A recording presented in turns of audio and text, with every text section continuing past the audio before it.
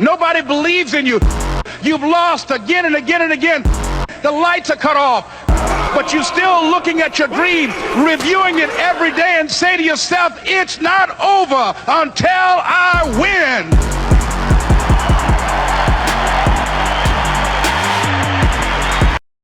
Mr. Brown, it's so good to see you today. Thank you. It's a pleasure and it's a blessing to be seen. Wonderful. Ladies and gentlemen, for the purposes of today, this is my father, the legendary motivational speaker, Les Brown. But for today and today only, he will be Mr. Brown. Is that okay with you? Yes. Okay, good to hear. You know, Okay, we're yeah. still old school parenting. No, I'm down with You're that. down with Yeah. it. All right, Okay. fair enough. Well, first of all, who is Les Brown? That's a very good question because I'm still evolving and still growing, and he's different today than he was yesterday. But if I had to define who I am as a person, I would say I'm a person that's committed to making a difference in people's lives and living a life that matters. That to me is very important. That to say that most people die at age 25 and don't get married until they're 65. I want to live a life that matters. I just recently, as you know, saw pictures of your grandmother and grandfather. And I've heard a lot of stories about her, but nothing about my father. And the story that jumps out in my mind as I talk to you now, Steve Harvey went to the hospital with a friend who went to visit his grandmother who was in the hospital. And they had some small talk, and when he was about to get ready to go, she said, "Hey, baby, do you know your grandfather's name?" And he said, "No, I don't." And she said, "Because he didn't live a life that mattered. He didn't leave you anything. And if he had, you would remember."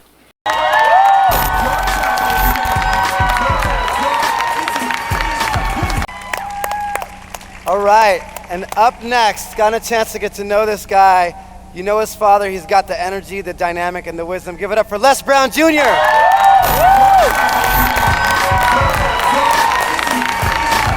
Turn to the person to the right and left of you and say, it's not over.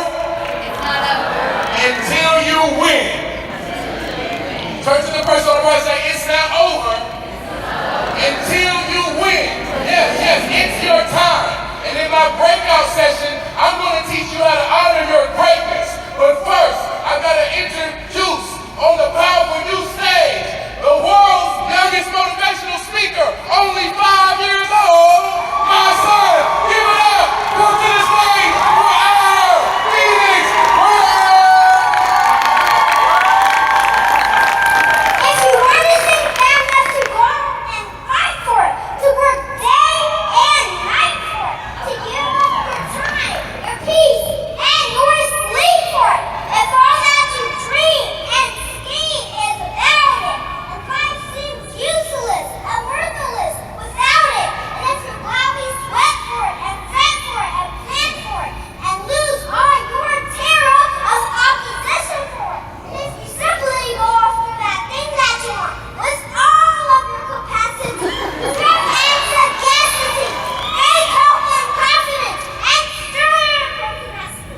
If you get cold, poverty, sickness, and pain, and body and brain could keep you away from that thing that you want. As doggy and grim, you can see, you can set it, with the help of God, you will get it.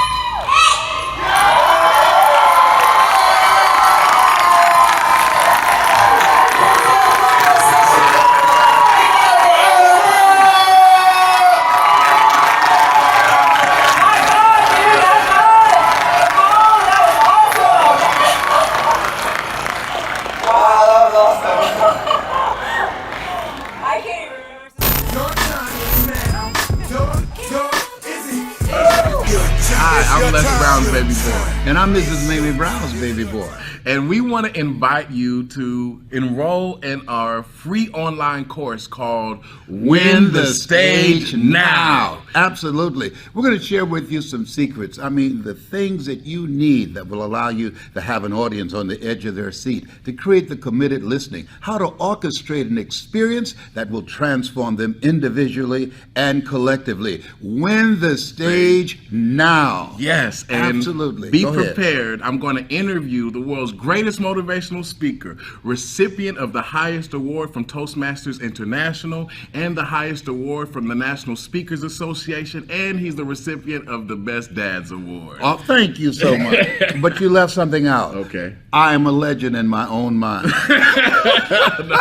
And in your kids' mind, and in the lives right. of so many. So we want to share. I want to interview you. And what do people have to do? Just sign up right now. Make sure you click the link and check out our new free online course called Win the Stage Now. There's greatness in you. That's our story, and we're sticking to it.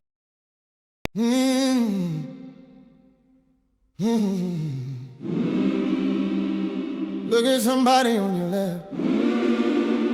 Shake their hand and tell them I'm doing better than good. Better than most. Oh, right now. Somebody say I'm hungry. Huh. Hey,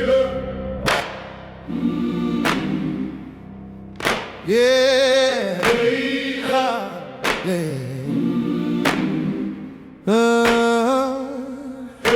Les Brown steps up, microphone steady. Life been heavy, but his spirit stay ready. He don't ask you to believe or agree. Just stand in the conversation, take what you need. He said life ain't easy, stop playing pretend. Dreams cost effort, pain don't end. If it ain't one thing, it's 12 more in line. You won't ever live a problem-free life. So don't be shy by the struggle you see. The question ain't if, it's who you gonna be.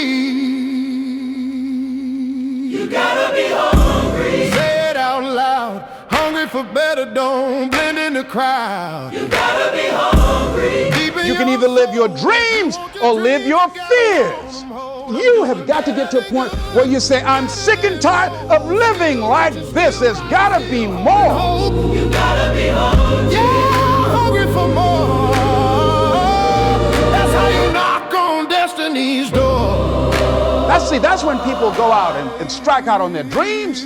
That's when people get out of relationships where they're dying together rather than growing together. That's where they leave jobs. So where are you going? Away from here? I don't know. You wanna fight, it's gonna challenge you, stretch your will, living your dream gets real, bills stack high, time won't wait, wake up one day and you're late, too late behind. Not only is it possible for you to have your dream, and it's necessary for you to challenge yourself to go after it and get better and leverage relationships that can help you get to where you want to go, but it's you. Say it again, hungry to grow, hungry to win, yeah. You gotta be hungry. The major key to your reaching your dream, your living up to your greatness, your making your contribution is you. Still speaking light to my hope. You gotta be hungry. Don't let it die. If the dream's still breathing, so are you inside here.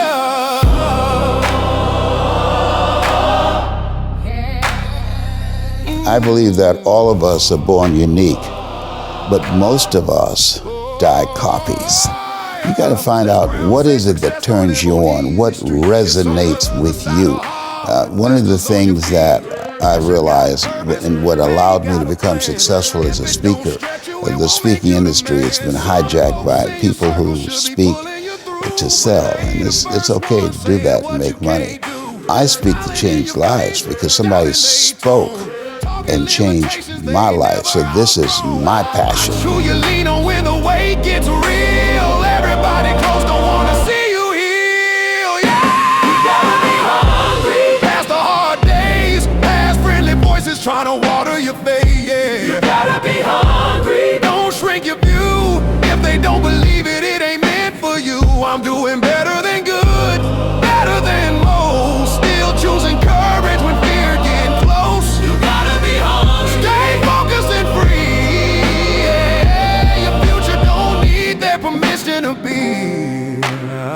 would your life be like? And I'm saying to you that all of us who have been entombed by fear have the capacity to resurrect ourselves and to resurrect our dreams. All of us have the capacity to do that.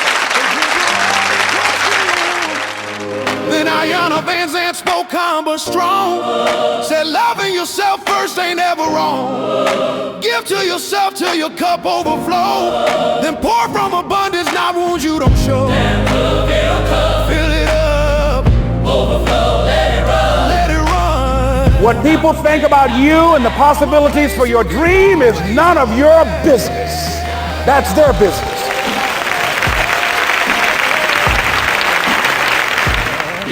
Be hungry.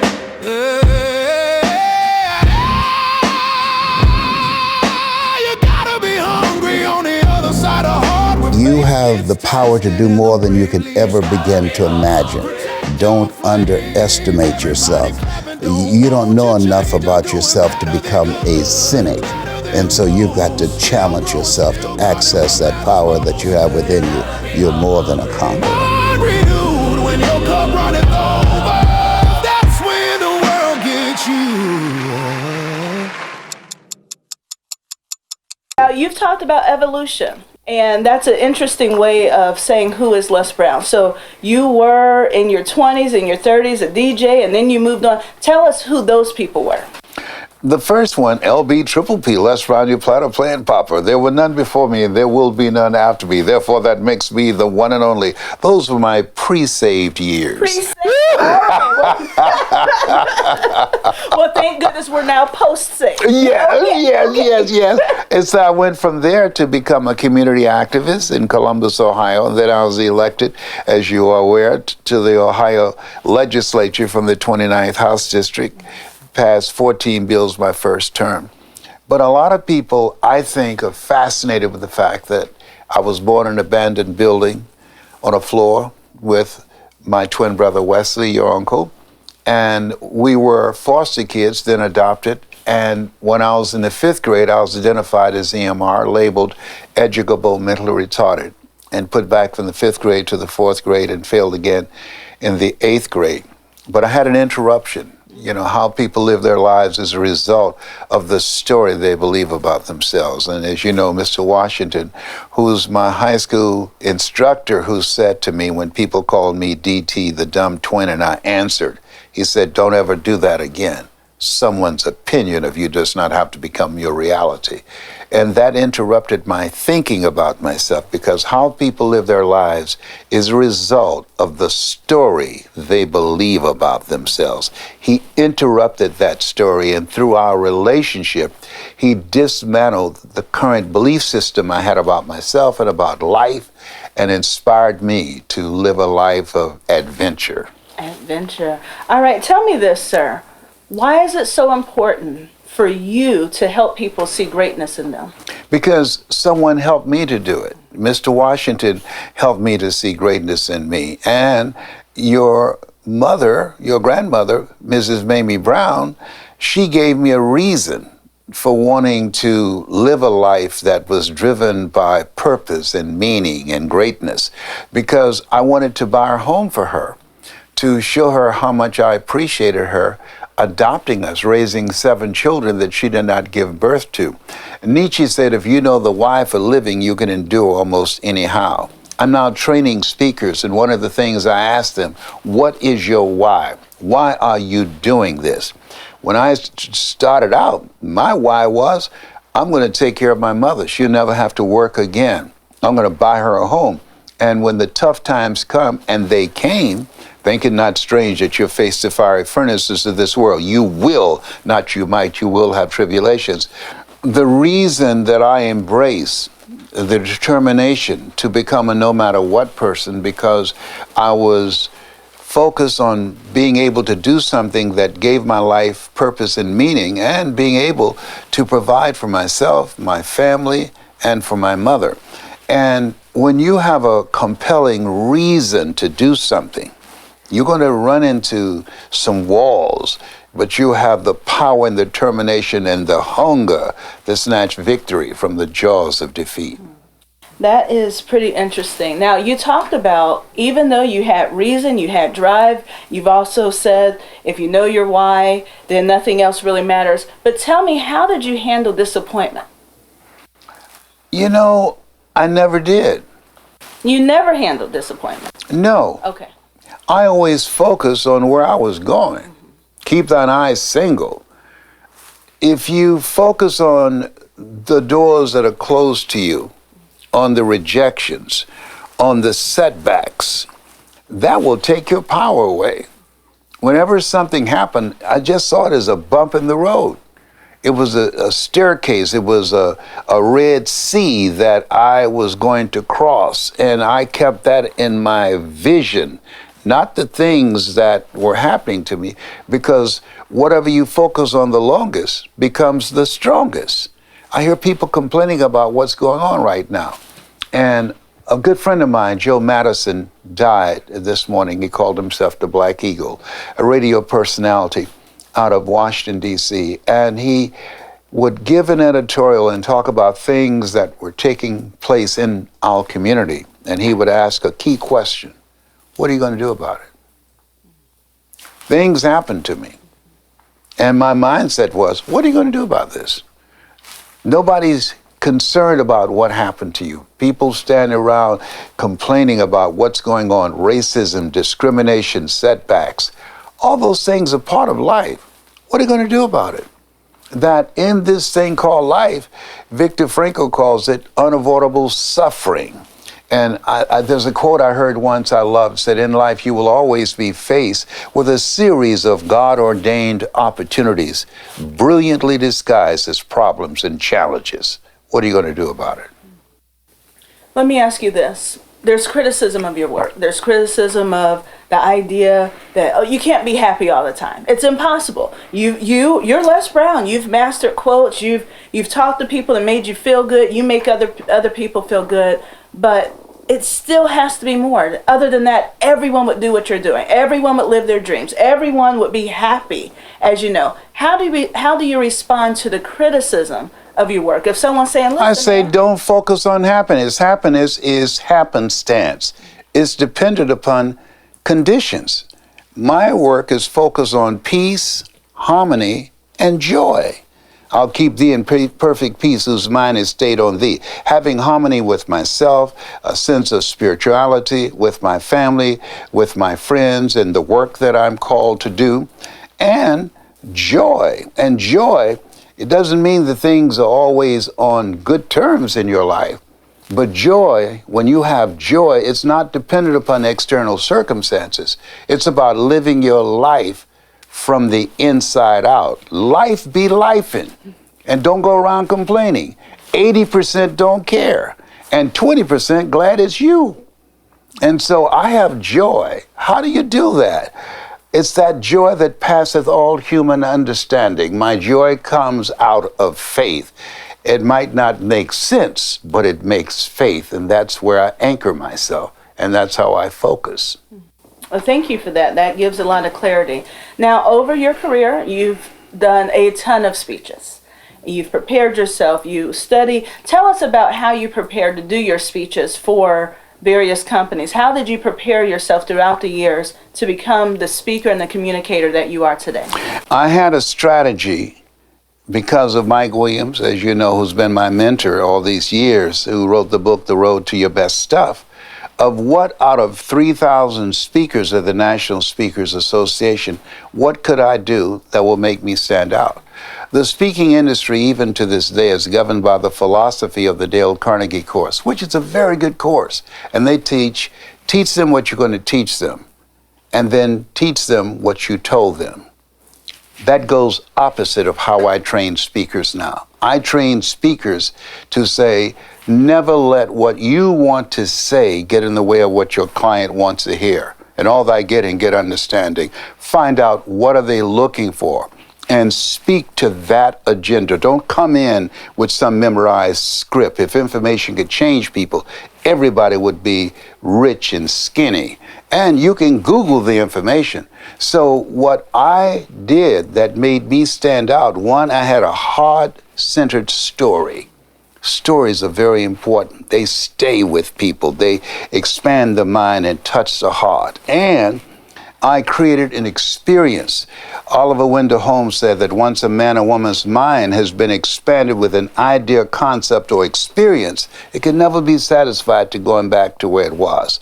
And I allow the audience to see themselves in my story and how I overcame the things that I was faced with in life. And I tell people now, and Dr. Cheryl Wood said this, the story you're setting on someone is waiting on, because people are looking for hope.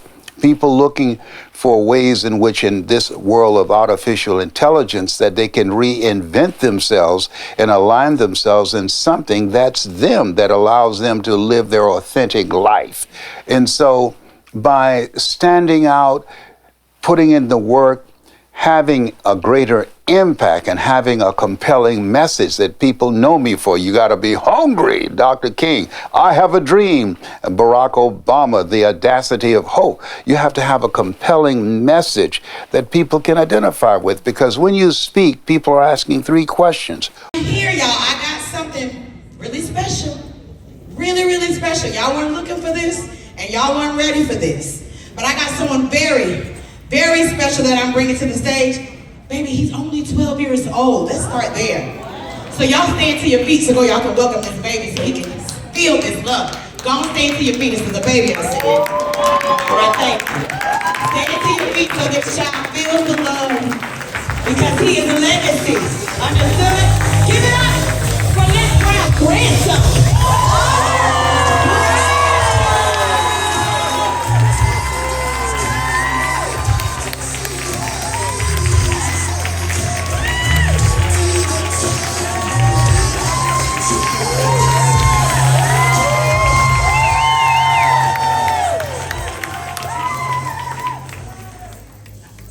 Society will draw a circle that shuts me out. But my superior thoughts will draw me in. I was born to win. If I do not spend too much time trying to fail, I can become a citizen of the world. If I do not spend too many energies attempting to become local, I will ignore the tags and names given me by society, since only I know what I have the opportunity to become. I will continue to let society predict, but only I can determine what I will, can, and cannot do. Failure is just as easy to combat as successes to obtain. Education is painful and not gained by playing games. But I have seen failure to destroy millions with promised hopes and broken dreams. While I have the opportunity, I will not sit along the sidelines bitter with despair, wishing that I had become a literate lifter of this world instead of a failing leader. I will use each day to the fullest. I promise that each day shall be gained, not lost, used, not thrown away. Yet it is my right to destroy myself if that is what I choose to do. I have the right to fail, but I do not have the right to take my teacher and other people with me. Success is one of the most grandest gifts of life. To achieve it, we must earn it, and that is what we all must do. Earn and achieve success. Thank you.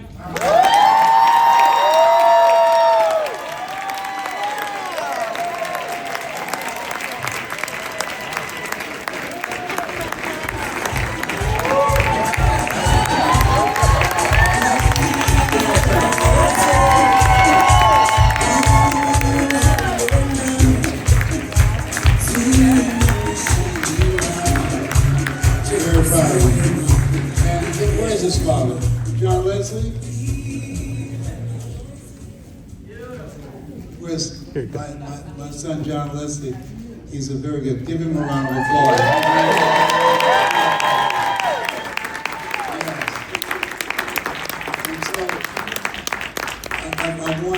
John Leslie is a very talented, gifted speaker, and this is his son, and he's a very good father, and I'm so proud of him. And so yesterday, he was working with me, teaching me AI. Grandpa, this is how you do it. Mind you, I got 4 good working 8-tracks, okay? But did I do well? You did. Yeah, I say you're never too young to teach, you're never too old to learn. So I'm ready for my other classes. Give him another round of applause.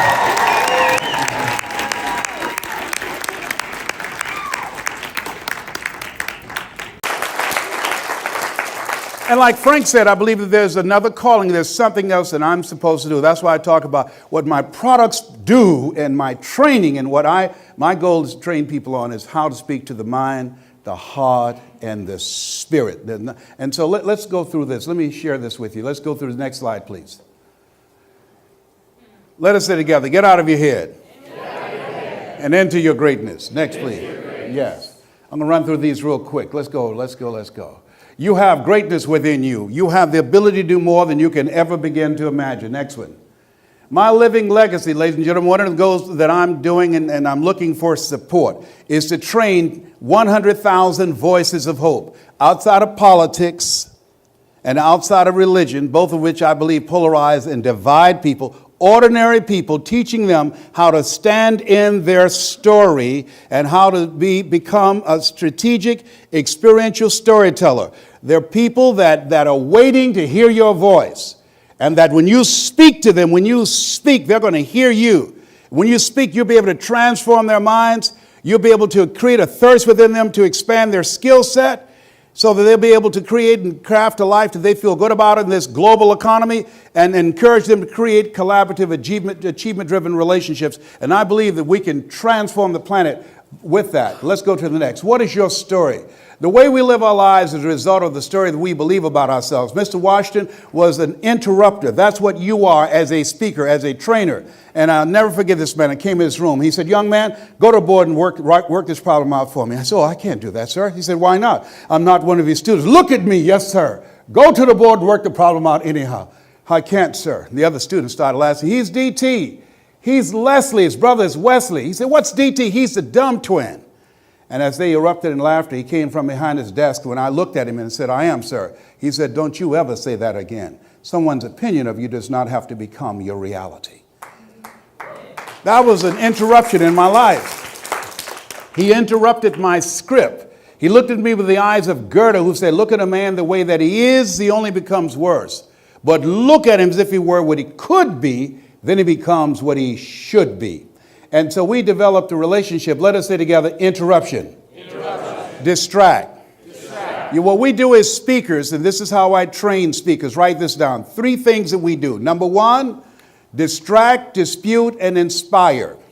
We distract them with our story. That's why it's very important for you to learn how to tell your story and be strategic and experiential. You distract them from their story.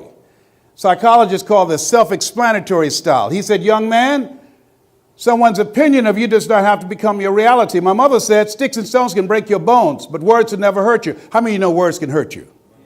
They can hurt you very deeply, all right? So what he did, he distracted me. That's what you're doing when you speak, when you tell people your story. And why is it important for you to learn how to tell your story? Because, in fact, that when you speak, when you're presenting, people are asking 3 questions. Write this down. Who are you? What do you have? And why should I care? Les Brown. Thank you. How many have major goals that you'd like to achieve? Raise your hands, please. Great. I want you to think about your personal goals, your financial goals, and your social contribution. Horace Mann said, we should be ashamed to die until we've made some major contribution to humankind. I want you to shake someone's hand on your right and left as you think about your goals and dreams and say to them, you've got to be hungry. Do that right now.